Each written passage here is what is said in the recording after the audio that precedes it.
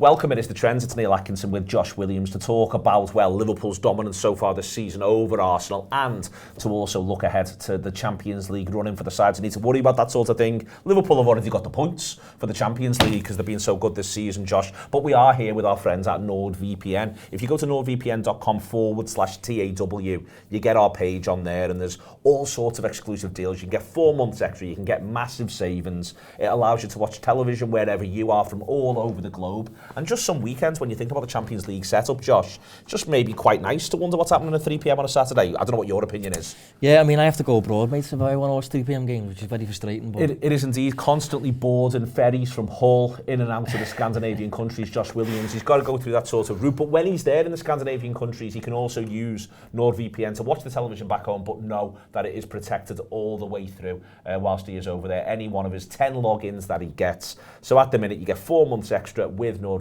and the Anfield Wrap. But anyway, let's get on to talk about Liverpool versus Arsenal and let's have a look at the top of the table. It's The Trends, Neil Atkinson with Josh Williams. Listen, we're recording this before I've gone to Australia, which means that Arsenal have played one more game and so have the other sides racing for the Champions League places. I'm saying that because it's going to be important to this show, the way in which it's going to work. So you already know a little bit more than we do about the race for the Champions League places at the time of recording. I want you to respect that as we go all the way through, but by all means feel smug about it. If you want to get stuck into us as well, I'm all right with that. We can relax, can't we? well, it depends. Please go easy. You want to say that, but Josh has absolutely can't wait until the end of the season to slaughter Man United one last time as he sits there all the way through. I wanted to start off, though, at the time of recording, there's a 15-point gap, Liverpool to Arsenal. It might still be a 15-point gap when people are hearing this. It might have gone to 12. Let's just entertain the idea it's gone to 12. What I think both the broader media are finding a little difficult and Arsenal fans are understandably finding very difficult is almost accepting Liverpool are 12 points better than Arsenal or have been this season. I think I'm going to run through some stats here, but my view is, and that's fair enough. I think Liverpool have been 12 points better than Arsenal this season. I think come the end of it all, I think that Liverpool deserve a double-digit gap between them and Arsenal at the end of this campaign, because then that's everything we've seen from this point. Yeah, I agree. There's been this heavy thing on like Liverpool being lucky and things like that, and I wrote a speech on it recently. I think Liverpool have been relatively lucky in the sense that there's no one anywhere near them, and usually, as good as Liverpool have been, they would be. Having said that, I think Liverpool also, and the two things can exist together. I think Liverpool also, perfectly justifiable champions, and certainly good enough to win it most years that the Premier League's been in existence. So, there's a lot of discourse about Arsenal and all this. Got on screen at the minute the way it's gone, and I just keep coming back to Liverpool this season. I played 29, won 21, drawn 7, lost 1.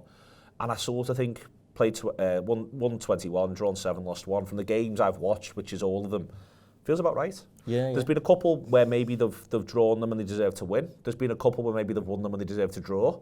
But I'm just sort of the view. I've been watching these matches, and that is with my lived experience. There's been halves where Liverpool haven't been good enough, or 20-minute stretches where Liverpool haven't been good enough, but then on the whole they've found ways to improve upon that and grown into games when they've needed to. I think they definitely deserve to lose the game that they lost to Nottingham Forest. And as I say, there's a couple of others where you can maybe and ah, but even that, Newcastle away, the 3-3, they're not very good first half. But they are 3-2 up when the board goes up. Yeah, I know. and their XG is better than Newcastle's over the course of the game, and it's a game where there's not a game state thing that explains that. Liverpool have just been a little bit better in terms of creating opportunities. Yeah, and even the Goodison Park game, I thought we were awful in that game, but with the last kick about to be played, Liverpool are 2-1 up. Yeah. Liverpool are finding. Last year we don't win that game. No. Don't even come close. We don't draw that game. We get beat. No, we lose that game. Yeah. So I think Liverpool have just overall been the best team. It's quite as simple as that. They're the most complete team, the best in different phases and all that stuff. And Arsenal have. I mean, we did a show recently, the weekend, where we, in terms of expected goals, their attack's just miles behind Liverpool's. Well, we're going to come into that right now. And that's why. Let's move through. There's the league table as it shows you on the stats bomb. I've just had that for a reason. I said before about one facet of it, but if you just look at this one quick, just the briefest glance, Liverpool's XG magnificently better than Arsenal's. XG conceded better, the XG difference is better, obviously, than I should expect. Liverpool having more shots, Liverpool conceding slightly fewer shots, Arsenal not having enough, and that little thing at the end on games one, you get to see the green, which puts Liverpool in a far better place there. This is, over the course of the season, the shots against Arsenal. I just want to do this because I want to get the defending bit out the way quick, Josh. So Arsenal have conceded 22 goals from that aren't penalties. Expected goals 22.8. Liverpool have conceded 27 goals, but expected goals is 22.9. So Liverpool have actually had a little bit of hard lines on that as it's gone all the way through, although the penalty obviously has gone Liverpool's way. But I will point out that I think the penalty was against Southampton. The lad misses it and then taps in the rebound. So that's not really gone Liverpool's way. So, and again, the defending radar, this is a comparison between the two. Liverpool a little bit more aggressive, Arsenal a little bit better, let's be quite clear, in terms of stop and counter-attacking shots and clear shots down in Liverpool. But the two teams are relatively sort of ballpark with one another in terms of XG conceded. As discussed, Liverpool actually doing a little bit better than Arsenal. XG per shot conceded, Liverpool doing a teeny little bit better than Arsenal. Shots conceded, Arsenal, Liverpool doing a teeny bit better than Arsenal, but in some transitional stuff, Arsenal a little bit better. The point about this is I just want to almost write this bit off. Yeah. Both sides have defended really well over the course of the season. They're both around what you expect from a side challenging for the title. Yeah, I think that fits with the eye test as well. I think both teams really good defensively. Arsenal marginally better, but not quite to the extent that it would decide the league title running or whatever. I think that's been decided with, I'm assuming, what you're going to touch on next. There we are. Here is your XG difference inclusive. I've just gone through that to sort of set the scene. Southampton at the top there, very much the worst. Then Ipswich and Leicester, both pretty poor, as discussed. That might come up on our future show here. Liverpool, though, markedly the best. Twice as much XG difference inclusive of penalties as Arsenal. Then Chelsea, then City. We'll come on to that in part 2 to talk about that in the round. This is over the course of the season. This is Arsenal's shots. Arsenal's shots from that are better than 0.2 XG. Can I just say before you continue? Yeah. I remember doing this exact viz, what was it, like October or something, November. And at the time, Arsenal had 6 of these created. And I think Liverpool were on like 18 or something, 19. And I think that was when in my head, I was thinking, these are on different levels in the final. It was about 8 or 9, but it was from open play. So it was from open play. We looked at open play, and Liverpool had twice as many. Over twice as many. More than twice as many. More than twice as many. So right now, from including set pieces, Arsenal are on 44. 0.2 XG or better opportunities over the course of the season. Liverpool are on 66. Yeah. It's 50% more. Yeah. It's 50% more. And also, if you actually look at the sort of the Liverpools are really nicely grouped, if you see what I mean. And Liverpool are getting more stuff in from a little bit more angular at times, but the grouping's really nice from Liverpool's point of view. So Liverpool are 50% more in terms of better than 0.2 XG shots. And to be clear, Liverpool are massively overperforming that. Liverpool's XG overperformance is these attempts. So I think there's two things in this, which I think is an interesting thing to talk about on either sustainability or psychology. You know, Arsenal are 15.3 and they've got 19 goals. Liverpool are 22.4 and they've got 34 goals. But I think that part of the reason for that is, firstly, game state. But I think the second reason is Liverpool think another chance is coming. Yeah. Liverpool don't feel as though if I get this one wrong, we're in real bother. I think that Arsenal have a thing in the back of their minds that they're snatching at shots and chances because they don't think they're getting that many. Yeah, I've just put a little look there as well. Have you ever look at how many triangles Liverpool have got? Yeah. Just through like through balls and things, so you're thinking transitions and that. Arsenal, just nowhere near as many. No, loads of hexagons, loads of circles. Yeah, exactly. I think that, again, that correlates with the eye test. I think Arsenal are just not as much of a vertical team. They're a lot more methodical where it has to be perfect. With Liverpool, they can get you in transition, they can get you when the game's open. And that's shown in those shots. Should be indeed. So that's that. This is now Arsenal from open play over the course of the season. Josh says he remembers it from earlier on. It's 32 only from open play for Arsenal over the course of the whole season. 32. Liverpool 63. It's nearly twice as many. It's crazy, isn't 0.2 XG chances from open play. Liverpool have almost had twice as many as Arsenal. And my contention here almost becomes, I'm not that far away from going, not least because I found, so I did it at LFC TV, I know you've done it on Press Box, and they had Henry Winter on, and it was around the period when everyone, the third most famous man in the country was Arsenal's set-piece coach. And I got a bit grumpy about it because I was like, I just don't think this is the amount of time it takes up, the palaver around it all. I said, I don't like it. It's not the way I see football. And Henry was very Henry. He was very, games always being played a certain way and teams get to do this and all of that. And my position was, yeah, you get to do this if you come in 15th. The idea that you think you want to be the best team in the country and this is such a feature. And he says, no, you can't go down this route. The idea that Liverpool have had, I know what I want the league champions to be, and I'd think this if Liverpool were the set-piece team. I want to be clear. Yeah. I know what the league champions should be the ones who create the opportunities from open play, who play the football, and then they get stuff from set-pieces as an ancillary bonus, not the opposite. So the idea that Liverpool have created twice as many 0.2 XG shots or better from open play than Arsenal, I think is just staggering. Yeah, I agree, and again, I go back to it earlier in the season. I distinctly remember this and thinking like, offensively, these two teams are on different levels. Arsenal are not far off one per match. Yep. At that rate. What was it, 33? It's 32 from 28 games. From 28, yeah, so they're not far off one a game. Liverpool obviously double that nearly. So there's just a marked difference between both sides in terms of how they attack. And I think the set pieces thing, for me, it's supposed to be an edge. It's supposed to be this term's overused, but it's supposed to be a marginal gain, not the gain, not like the strength of your team. And if it is the strength of your team, you probably are about 15th. You're typically like a Stoke or an Everton under Dyche or Burnley or someone like that, or at an absolute push maybe in Atletico Madrid. But they're slightly different in terms of their artistry about different things and things like that. But it has become Arsenal's sole means of getting a lead, and I think over the past 7 games at the time of recording now, they haven't scored one from 52 set-piece shots. That's because it's not really a sustainable means of generating. Well, it's always going to return. If there's a bit of the game when you attack that will revert to mean. And listen, Liverpool's overperformance in this area may well trickle down, and if Liverpool didn't have the whip hand in games, or a couple of things began to go wrong, or even you got a couple of injuries, it might be that Liverpool aren't doing as well in the area. But if you're creating good opportunities from open play, you are likely just to be able to keep managing that process and stick them into the back of the net. The thing with the set piece thing is, it's a lot of balls just bouncing off someone's head. It's a lot of a defender can just give a certain nudge at a certain minute, and the lad could have made the best run in the world, but and it could be a great delivery, but there's a certain nudge in a certain minute. And the other big variant that he had is, I think that Rice is the business when it comes to taking them, but Saka's so important as well. And it's very difficult to replace that in there as well. And Saka's delivery is just magnificent. Yeah. No, I agree. And I think this idea, by the way, of staying at the back post, waiting until the ball's about to get taken, and you assume your positions in that will initially make opposing defenders feel really insecure, because you'll be like, what's going on here? But it's not going to take that many games before you kind of, well, this is what they do, sound. We've played against this before this season. We've all worked on it for a week. We've worked on it for a week. We know what they're going to do. So it's no longer, maybe the novelty has worn off, this element of surprise, maybe, something like that. Yeah, absolutely. I want to move forward. This is Liverpool's trend line over the course of the season, been a bit up and down the green, and Liverpool, started off because it involved last season as well, attacking ever so well, but it's began to, I think, stabilise for Liverpool, rolling 10-game averages about 1.6.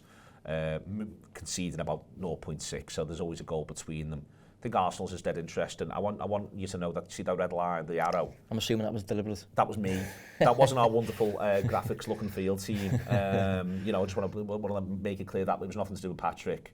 That's my red arrow, as you can tell from the agricultural nature of the design. That's when Saka gets injured. Right. So that's why it's in there. That's the 21st of December against Crystal Palace, where Saka gets the injury. He's been a bit in and out. It's worth pointing out that it wasn't as though it was a wonderful situation that Arsenal were in full stop. There might be some people listening to this saying, well, Odegaard was injured. At which point, from a Liverpool point of view, you can drive yourself mad with this bullshit going, well, we missed fucking Jota. Yeah. And he was the man that the manager was picking from the start of the season. I think you can see in here, though, you know, they managed to sort of see it through for a while, but it has begun to trickle. But also, it's a different scale to the Liverpool one. We often have this. Their average, their middle line is 1.27. Liverpool's middle line is 1.65. Again, in the categories, that's 33% more. So they're moving along that Liverpool line there, and now they're coming into about 1.15 expected goals, coming up against in the rolling 10-game average around sort of 0.6.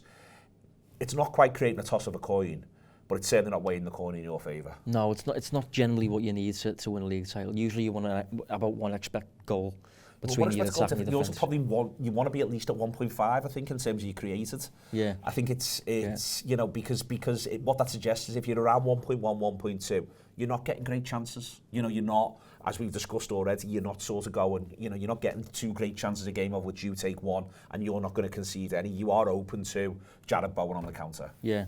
And I think as good as your defence might be, as quiet as your defence might be, if that's all you're creating, the gap between you and the opposition still isn't that big. I think Carragher did a little segment on Monday Night Football recently, and he looked at Arsenal's last 3 games in the Premier League.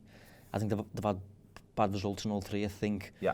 But he picked out the best chance Arsenal created in all 3 and showed the clip. And just half chances. Just chances that some players might put away, but generally speaking, it's not one of them where you're thinking should score. Probably not making the 0.2 shot map graphic that we've just shown.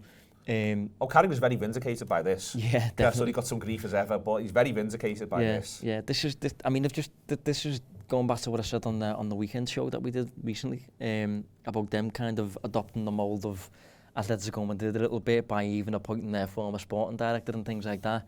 This is the route that they're going in, but I'm not sure it'll deliver the league title at the way it's going at the moment. Like, I don't think it will. So this was them up to open play shots with Saka. So I wanted to make the point that you made before. So 22, so 0.2 or better. This is up to Saka's last game, of course, the season. From the start of the season until Saka goes out, 22, 8.23 expected, scored 9 from it, 22 shots, better than 0.2 XG. Actually, look, a few of them are from distance, though there's a couple quite nice ones in the 6-yard box there. Liverpool were 39. What were Arsenal? 22. Right. And Liverpool were 39. Yeah. Before you get into the penalties at that point. Arsenal hadn't won a penalty because they weren't in the penalty box enough. Liverpool had won 4 penalties over that period. 8.23 expected, 9 goals. Liverpool 14.07, 22 goals. And this is back to my theory that one of the reasons why Liverpool are just able to be more productive with these is, well, we're going to get another one. This isn't halfway through the season. I think it's from about 15, 16 games. So Liverpool are getting about 3 of these a match, and Arsenal are getting about 1. Yeah. And this is a big deal, I think. The thing is as well, around that point, Liverpool was taking the lead pretty much every week. Yeah. So we weren't ever really in a position where we had to chase games by creating a ton. Arsenal, I think they had something like 3 red cards or something in the first couple of games. They went behind once or twice, so they had to force the issue, yet still didn't create as much as Liverpool did. Yeah. Despite Liverpool being in a position of comfort. So I got this slide wrong, by the way.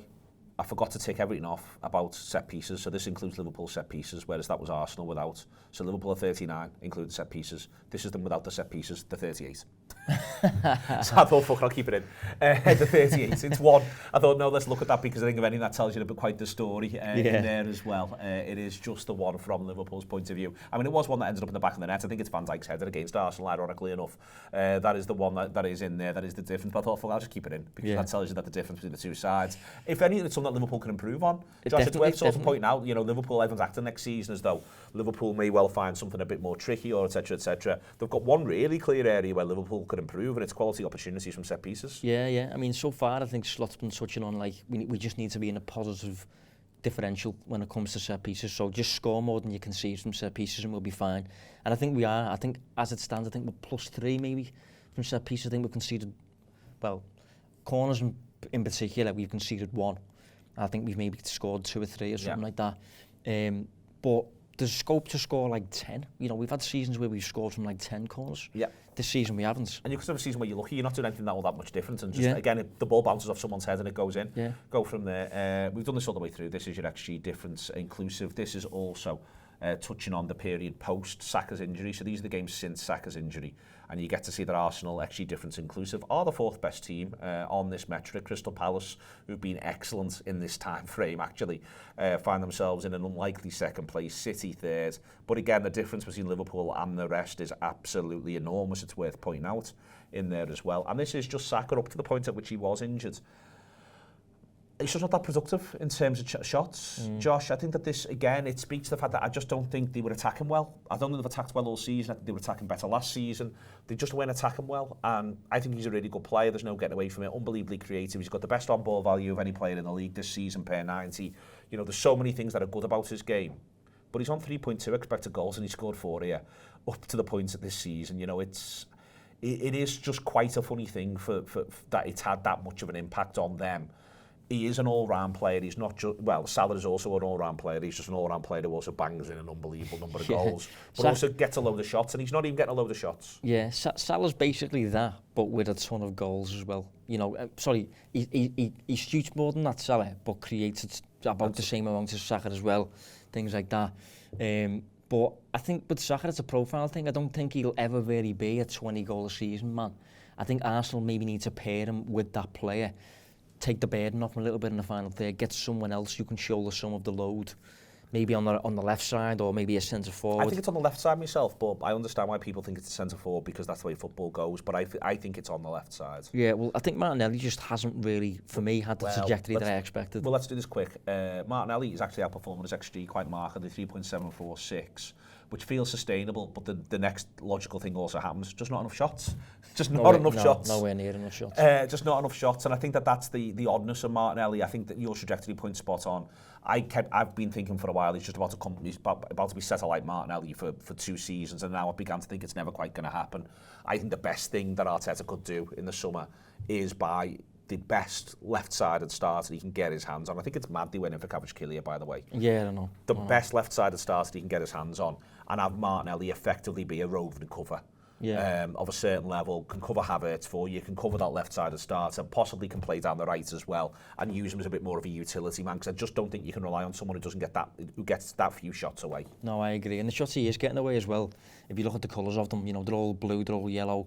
None of them are particularly like high value, you know, tap-ins and like that. They're all just kind of like half chances if you want. Should be more dangerous in my opinion, really fast, direct.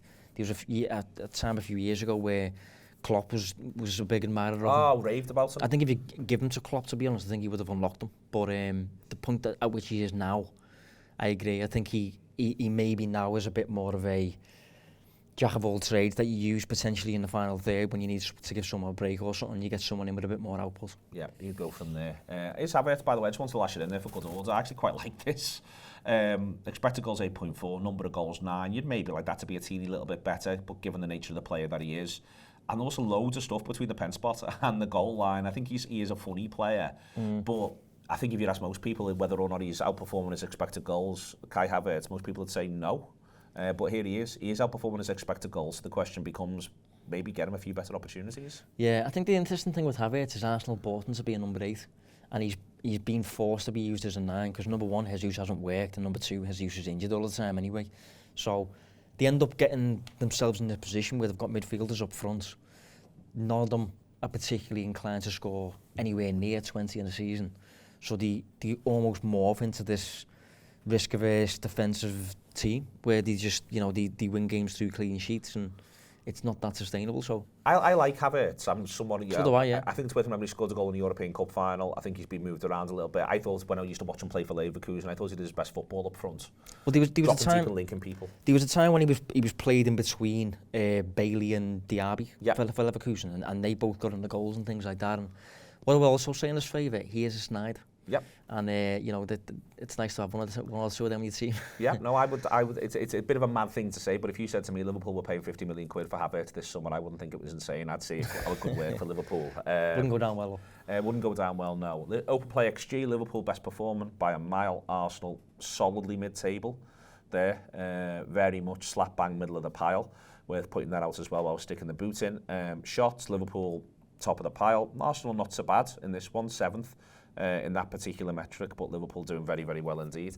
Clear shots, Liverpool right the way out in front. Arsenal even below mid-table here, it's worth pointing out. You know, you look at all of that, Josh, I just think, again, there's 12 points possibly, 13 points possibly, 15 points possibly when people listen to this between these two sides. Well, no shit. Exactly, yeah. Categorically the best team in the league. There's literally no competitor across virtually every attacking metric, especially. Defensively, okay, both teams similar level. But offensively, and the game consists of both, you know, we're on a different level. And just to sort of pull that back in, what Josh is saying there, is your open play XG conceded. Liverpool best performing by a tiny amount to Arsenal, fair play. Fulham and Nottingham Forest not too far behind. Everton 5th, in that it's worth pointing out as well. Both that involves the period, both with Moyes and Dyche. So credit to Everton for that. And then shots conceded on this one, Liverpool and Arsenal about the same. Manchester City about the same as well. The three of them in there. The point being is that ultimately, if those metrics are about the same and Liverpool are well out in front of the other one, they're the better side. Yeah, 100%. Go on. Should we call it there? Yeah, call it there, mate, yeah. We've slated them enough, I think. We have indeed, been absolutely relentless with them. That's the end of part one. We're going to have a quick look at the Champions League run now. See you in a minute. Brilliant stuff from Josh. Yep, Liverpool superior to Arsenal so far this season. That 12 points, if anything, flatters them. We are putting this one out for free, this trends with NordVPN. It hadn't even occurred to me we're putting it out for free with the reference to the Arsenal chat. I didn't even realise that.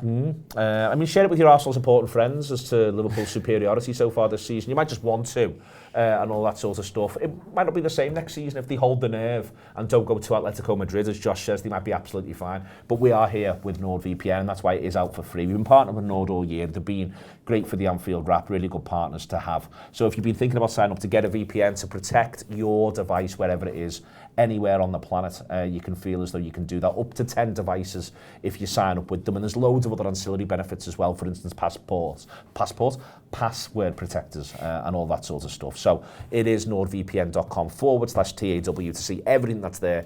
Big savings, 4 months extra, everything that you need. That's us. We're going to move on now and talk about the Champions League. Back. This is the league table before the League Cup final. Newcastle can't play in it, so they're going to be on 47 points no matter what. You've got Nottingham Forest 3rd, Chelsea 4th, City 5th, Newcastle 6th, Brighton 7th, Villa 8th, Bournemouth 9th, and I've included Fulham 10th. I don't think they are necessarily our business, but whilst they are within touch and distance, 5 points of 5th place, I think it's churlish not to throw them in there, Josh. My first question for you is, how many points will it take to come 5th? You've not seen any of this yet. I'm not sending you any of this. So we're doing two questions here. Number one is that, and number two is, who do you think is going to come 3rd, 4th, and 5th? I don't even need them in that order. But question one is, how many points do you think it's going to take to come 5th? I think about 64. 64? Yeah. Okay, you're dealing with 64? Yeah. Okay, last season, it was 66 for 5th. Right. 68 for 4th. The season before, it was 67 for 5th, 71 for 4th, Newcastle and Liverpool there. And the season before that, it was 69 for 5th and 71 for 4th. Have you changed your mind? I actually haven't, no. Okay. No. I think this season, the pack, if you want, are just much closer together to the extent that I do think it will be less. But I'm not sure if you're going to take me on a journey here. I'm not going to take you on a journey. No. I can't take you on a journey with that one. Okay. I think your conclusion's fair in that I think there's an argument to be made that one of the reasons why this has ended up where it is because people are taking points off each other and these games aren't stopping. Yeah, well, I think the big thing is this season, the 90 points that City would typically get and the 85 points that Arsenal would typically get are now more up for grabs in the pack. So that's why I think someone like an 8th team and a 9th team have got more points than they would in an ordinary season. Yeah, no, I think that's worth pointing out. I think the season after the last one I did there, the Tottenham and Arsenal won 71 and 69. The 6th place team didn't break 60. Whereas I think your argument here could well be that we might end up with 3 or 4 teams, 1st, 2nd, 3rd, 4th and 5th, all the other side of 64. But that there might be 2 teams who are also the other side of 60, who've pushed it close until the very end. And there's only so many points that are up for grabs. Exactly, yeah, there's a point where the match run out. And I think it's all right to say 64. But if you're saying 64, then my next question is, who do you think is going to come in the top 5? Because the argument then becomes, well, to get to 64, Forest only need 13 more. But and the reason why I want to put that first is you're setting the finish line. Yeah. So if you're saying it's 64, Fulham need to get 22 from the remaining 10 games. That feels like it's a massive ask. But Bournemouth need to go at 2 points a game. they're on 44. To get to 64, they need to get 20 points from the remaining, and then we go from there. Villa are 19, Brighton and Hove Albion are 18, Newcastle are 17, City are also 17 to get to 64. Forest, as I said before, are in a situation where it's only 13, and then from there Chelsea are 15. So my question then becomes, who do you think is going to come third, fourth and fifth? If you want to do them in the order, feel free. I really want to say Bournemouth. Just put that in there because I'm a big fan of them. Like, I think City will finish third. I think Forest will finish fourth. And I think fifth. I really don't want to say Chelsea because I think they're having a bit of a wobble of late. The best players running as cold as you can possibly run.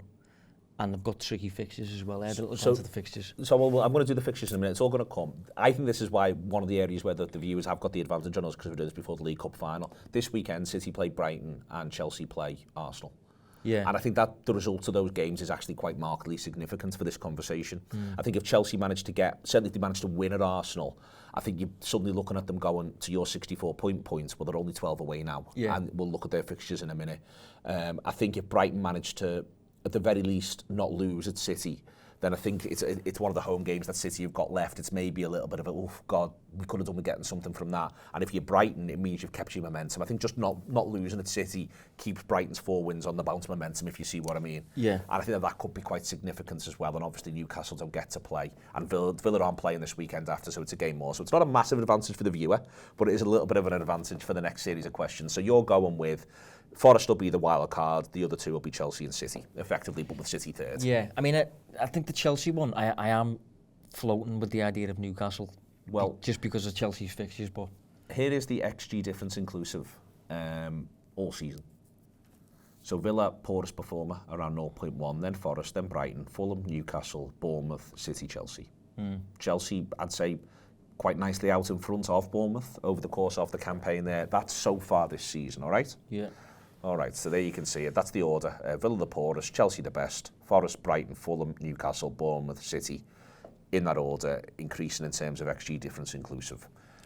XG full stop. Fulham and Forest the poorest performers on XG per game, only just breaking 1.15, all the way through to Chelsea, best performer, and then in the gaps there you've got Villa, Brighton, Newcastle, Bournemouth, City. So that's what you'd expect. Yeah. XG difference inclusive since Christmas. Right. And I think that this is a bit of a tell. Could be wrong, and obviously it can be fixture dependent, but Villa, poorest performer. I'm a little bit surprised by Brighton, I'll be honest. So Brighton and City are the best two performers in there. Newcastle United third best, then Chelsea, then Fulham. And then I think there's then a gap, and I think the gap's fascinating to everyone else. Bournemouth, Forest and Villa. Villa in negative equity here, going at minus 0.3 a game, XG difference inclusive since then. Yeah. Forest beginning to sort of find it tough. I think Forest have got beaten to 5, Bournemouth have got beaten to 4. We know the sample size will have something to do with it. But I am struck by how well Brighton are doing there, and City, the underlying numbers have actually remained quite strong in a couple of areas. Yeah, I think Brighton have been drifting under the radar a little bit, and they're on a good little win streak now as well.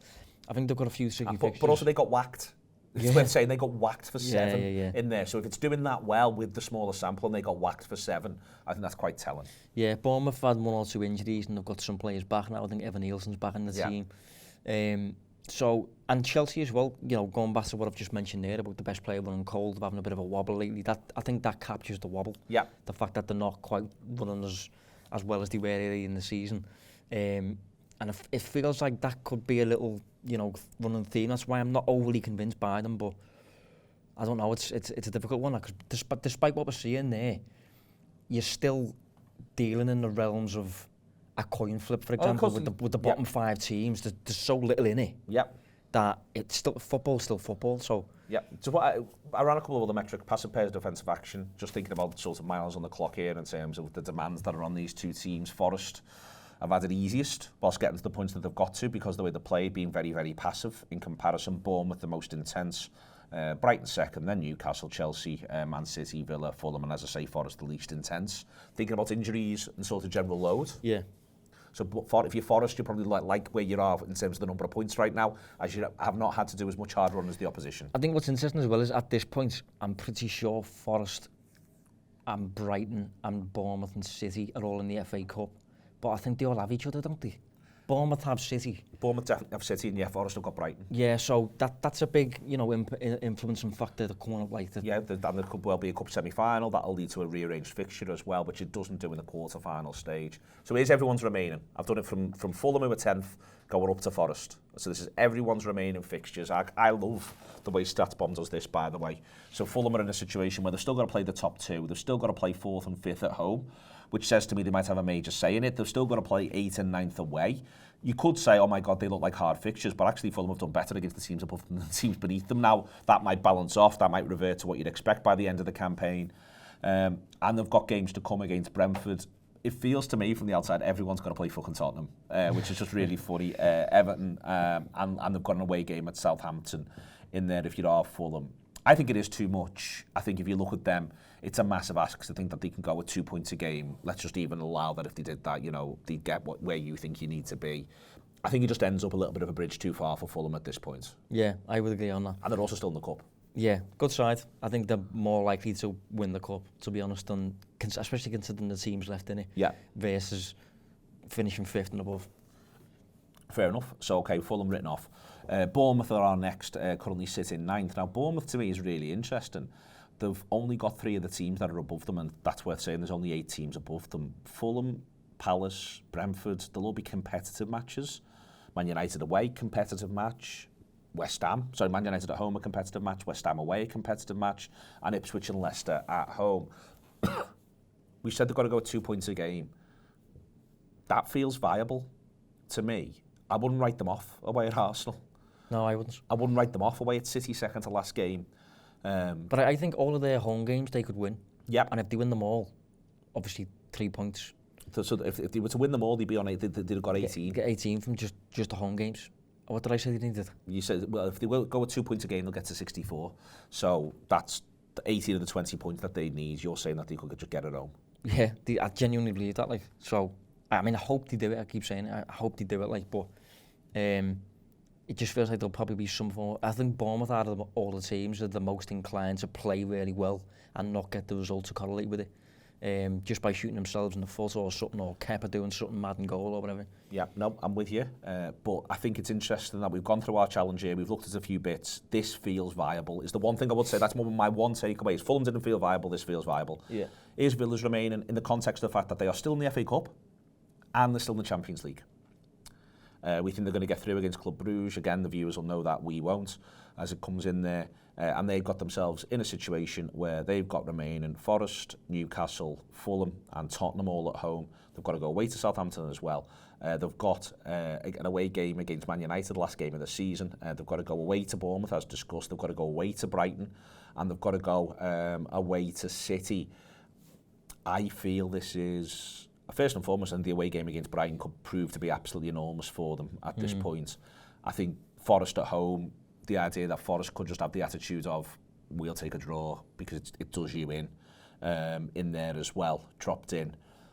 I feel this feels less viable than Bournemouth currently, and also it's worth saying that obviously it's one game fewer than Bournemouth because they played that game against Liverpool.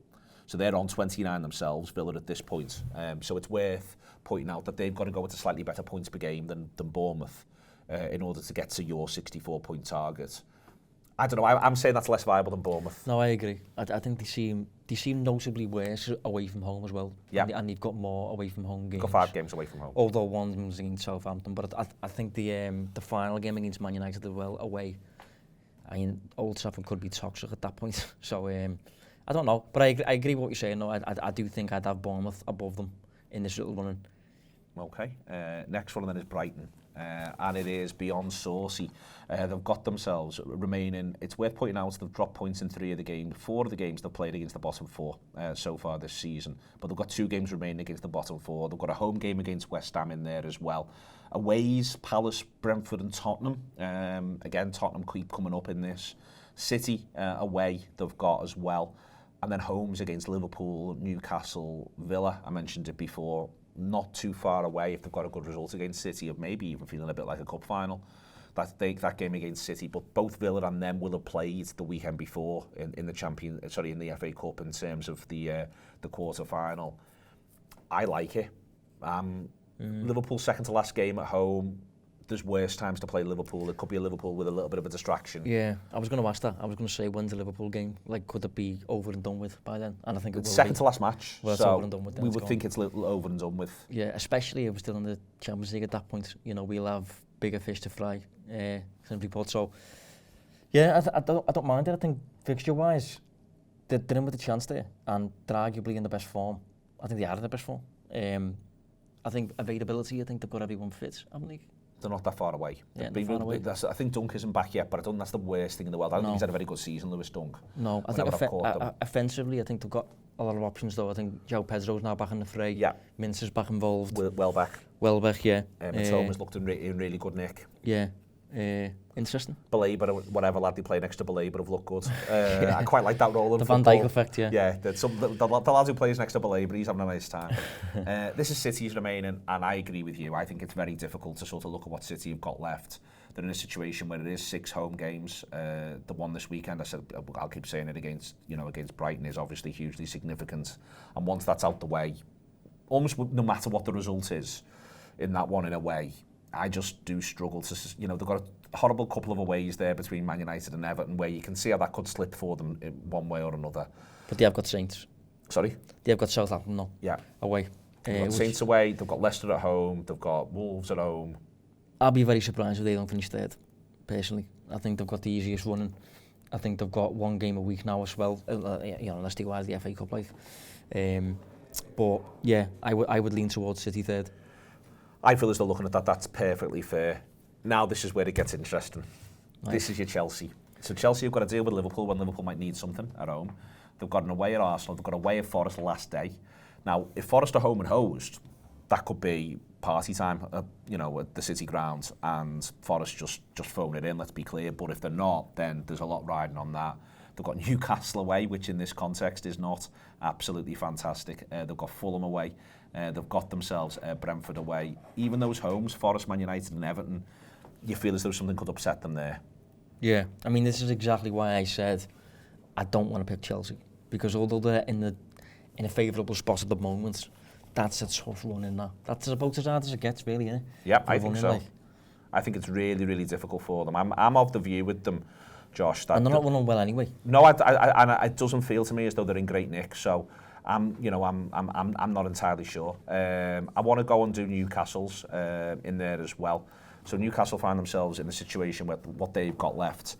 Arsenal away, sort of feel like they might relish that. To be fair, if that's your toughest game, I think that might suit Newcastle, second to last game of the season as well. If Arsenal have got a face on at that point, you never know. Chelsea home, they've got themselves Brighton and Villa in there as well. But I just look at Newcastle and I think they're such winnable homes. Yeah, they are. To sort of push through there, your Palace, Brentford, United, Everton, and Ipswich, they are very, very winnable homes. They should be winning at Leicester as well. Yeah. For me, there's a big red circle around that day at Villa Park. If they cannot get beat at Villa Park, I think this is why Villa, I think, are a bit vulnerable. There's a lot of teams who are coming up to play Villa where a point's fine for them. And that's not a good place to be in if you're Aston Villa. Yeah, I think the Brighton away as well. The Brighton away and the Villa away are two really decisive games. But beyond that, I agree with you. I think the home game that they've got, and they are really good at home generally, could be enough to get them over the line. And I think I would lean towards Newcastle more than Chelsea. I think I'd lean towards Newcastle more than Chelsea. And this is what Forest have got left. They've got Chelsea, they've got Villa, they've got Palace, they've got Brentford, Spurs in there as well. They've got a lot of bottom half. I sort of wonder, they've done well so far this season against bottom half, so I want to be clear when I say this, but I sort of wonder whether or not that could actually be a little bit of an undoing. They're going to turn up to Old Trafford and United are going to pay them the ultimate respect. They're going to go to Goodison and Moyes is going to talk them up beforehand and Everton are going to be absolutely drilled for it. They're going to play against Brentford and Brentford are going to have the Brentford plan for them and they're going to treat them a little bit differently. I can see how this slips a little bit for Forest, I really can. I almost feel as though they might be a little bit better if they had a couple of tougher ones in there, or ones where a draw is absolutely fine, like they did with City this weekend, if you know what I mean. 0-0 and 80, we're made up with that, you're not. Is something which I wonder if they could do with a little bit more of. That said, they've not got, to get to your points total, they've only got to get 13. Yeah, I can see what you're saying, I can see what your point is, but I think they've already got enough on the board. That's what I think. To be in a safe spot. And I think, as you can see there, the results that they have had against the bottom half so far this season have been really healthy. So if they can just keep playing their game and maybe get to a point where their games matter far more, table-wise than Palace, or just, you know, get to a point where maybe on the beach. I think Forest are going to do it personally. So you're going to go with Forest, City? City, then Forest, and fifth, I am going to go Newcastle, but Brighton are in my head.